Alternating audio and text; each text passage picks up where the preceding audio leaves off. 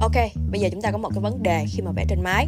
Đó là việc tốn hàng giờ liền với các thao tác như là vẽ, chỉnh sửa, đó là brush, phóng to, thu nhỏ, xoay canvas liên tục trong khi vẽ.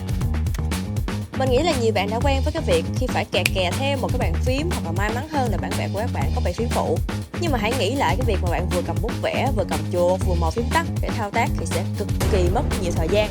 Và chưa kể là còn không thoải mái và đôi khi là làm mọi thứ rối tung lên khi mà vẽ nữa. Nhưng mà cái viễn cảnh này thì chỉ là mình vẽ ra thôi.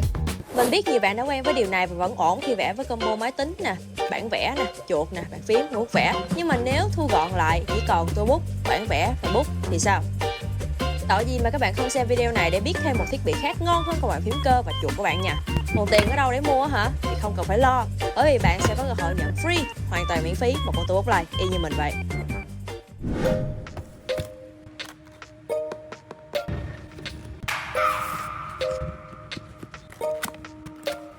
I just wanna hold you. I just wanna look into your eyes and tell you that I want you. You know you make me feel so alive. Can't stop thinking about you day and night. Love it when you kiss me, love it when we touch. Every time I'm down, yeah, you make me smile. You're the solution. You are, you are, you are, you are, you are, you are, you are. You are the solution. You are the solution. You are, you are, you are, you are, you are, you are, you are. You are the solution. You are the solution. Everything I needed. Tô bút cung cấp cho các bạn một thiết bị hỗ trợ trong khi làm việc và đẩy nhanh tiến độ làm việc của bạn bằng việc liên kết với đa dạng các thiết bị hỗ trợ cho editor, creator và cả producer. Mình là một editor và bên cạnh đó mình còn vẽ và sáng tạo các bức tranh của mình.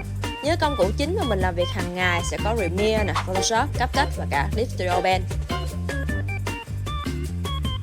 Tất cả các app này thì đều có một cái điểm chung, đó là nếu như mà bạn thuộc shortcut key, phím tắt của chúng thì bạn sẽ làm việc nhanh hơn gấp 3 lần.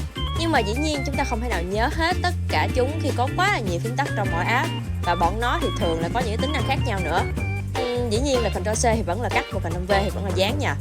Bạn có thể thấy tô bút nhỏ gọn và mình có thể dễ dàng cầm bao quát nó trong bàn tay trái, và nó thậm chí là còn tương ứng với các ngón tay của bạn nữa. Vì vậy chỉ còn một bàn tay trái thì bạn đã có thể nhấn được tất cả các phím tắt mà bạn thường xuyên sử dụng. Nhưng mà để làm được điều đó thì bạn phải setting tất cả các phím tắt vào tô bút. Mình sẽ tập trung vào Premiere và Clip Studio bởi vì đây là hai cái phần mềm mình thường xuyên sử dụng nhiều nhất với tô bút. Hãy quan sát cái cục gạch này, đùa chứ nó khá là nặng đó nha, và yên tâm bởi vì nó có chống trượt cho nên là nó sẽ nằm yên trên mặt bàn làm việc của mình. Với tô bút Light thì chúng ta sẽ có 8 cái phím tắt cơ bản được chia làm hai nhóm chính, đó là các nút xoay được và các nút tĩnh. Roll có thể nhấn, xoay lên và xoay xuống. Vì vậy cho nên Roll sẽ phù hợp với các tính năng như là zoom in, zoom out, và khi cần fit lại màn hình bạn có thể nhấn nút ở giữa. Tương tự như với Premiere thì bạn có thể dùng để zoom in, zoom out to sequence chẳng hạn.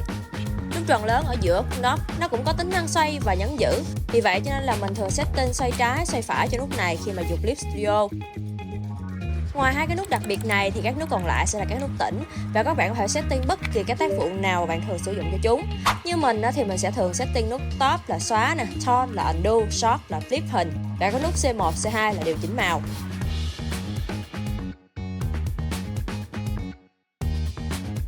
Vị trí của các nút sẽ tương ứng với các ngón của bàn tay trái. Vì vậy bạn gần như là không phải với tới bàn phím.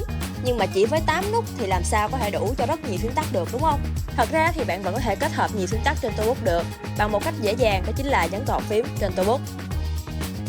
Mình sẽ chỉ cho các bạn cách gắn nhiều phím tắt ở đâu trong driver của tô bút. Kéo xuống bên dưới và bạn có thể thấy phần combination. Có rất nhiều tổ hợp phím tắt khác nhau cho bạn sử dụng ở đây.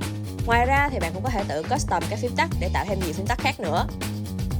Nếu như mà bạn đang nhức đầu bởi vì những gì mà mình vừa nói thì quên nó đi. Bạn không cần phải mày mò và vất vả gán từng cái phím tắt và gắn nó cho từng nút ở trong tô bút. Bởi vì tô bút có rất nhiều cái reset, những cái thiết đặt có sẵn mà bạn chỉ việc tải về và import vào tô bút thôi. Và có rất là nhiều phần mềm được hỗ trợ ở đây với nhiều sự lựa chọn phù hợp với thiết bị của bạn. Nếu như mà bạn đang lo lắng về việc khó nhớ và khó sử dụng thì quên nó đi. Bởi vì tổ hợp 3-4 phím mà bạn còn nhớ được thì chẳng lẽ chỉ có 8 cái nút thôi mà bạn lại không nhớ hay sao? Tất nhiên là giai đoạn đầu thì bạn sẽ không quen và không có nhớ được vị trí của các phím tắt. Bạn sẽ lại cố quay lại với bàn phím cơ thân yêu của mình, nhưng mà hãy tập làm quen với tô bút. Bởi vì chỉ sau vài lần sử dụng thì những ngón tay nó đã nhớ được cái vị trí và bạn gần như là không cần phải nghĩ mỗi khi thao tác nữa. Và cái tiến độ làm việc của bạn nó cứ phải gọi là vù vù luôn. nhất là với các anh em editor video. Bây giờ nó chẳng còn là vấn đề nữa khi mà việc zoom, cắt nè, kéo nè, xóa nè, các thao tác này nó sẽ nhanh như máy vậy đó. Nhiều bạn xem livestream của mình thì hay thắc mắc là tại sao mình có thể lai nét nhanh như vậy, xoay canva như trong trống luôn. Và bí mật của mình chính là em toolbox này. Nó giúp bạn hoàn thành công việc cực kỳ nhanh và mượt mà chỉ với bàn tay trái. Và sau khi đã có toolbox rồi thì thật sự là deadline nó chỉ còn là cái tên, và chưa bao giờ mình thấy là mình giàu có thời gian đến như vậy. Nếu như mà các thiết bị về phía phụ khác chỉ hỗ trợ cho một hoặc là một vài app tương tự nó thì toolbox sẽ hỗ trợ đa phần mềm hơn. Và bên cạnh đó nó còn có tính năng thay đổi nhanh switch, cho phép bạn chuyển từ app này sang app khác mà vẫn có thể sử dụng toolbox mượt mà.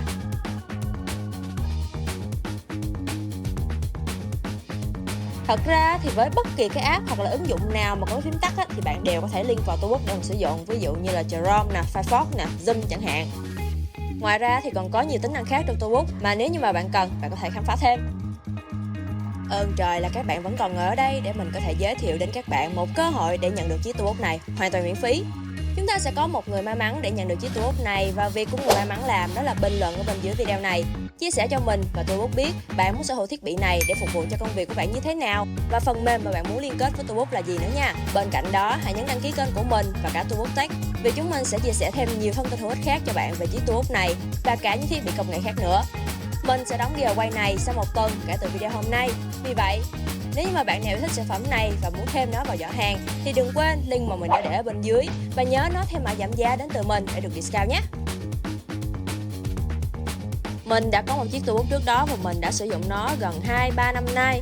Thiết bị này thật sự là hữu ích với mình và mình rất vui để chia sẻ nó với lại các bạn lần thứ hai.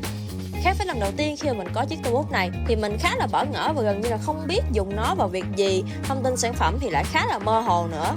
Nhưng mà lần này mình thể hoan hỷ gửi đến các bạn một chiếc video review chi tiết, hữu ích và thật sự là recommend các bạn thử nó. Mình sẽ kết thúc video ở đây và nhớ là tham gia giveaway để có cơ hội nhận được em toolbox này và có trải nghiệm vẽ cực đã như mình nha.